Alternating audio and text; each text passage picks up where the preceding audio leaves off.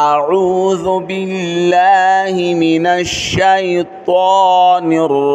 الرجيم بسم الله الرحمن الرحيم ومن شر حاسد إذا حسد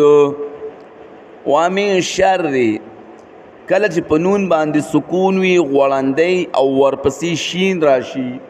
نو په دې کې به پودې ته آواز بوځي او دې ته اخفا ویلی شي ومن شر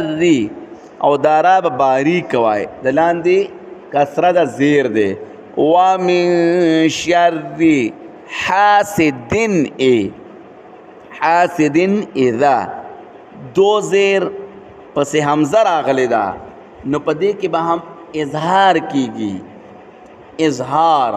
یعنی دک تنوین بخکاره ویل شي پوز ته به آواز نشي بوتلی ومن شر حاسد اذا ذال به نرم وای اذا حسد دا دال چې دی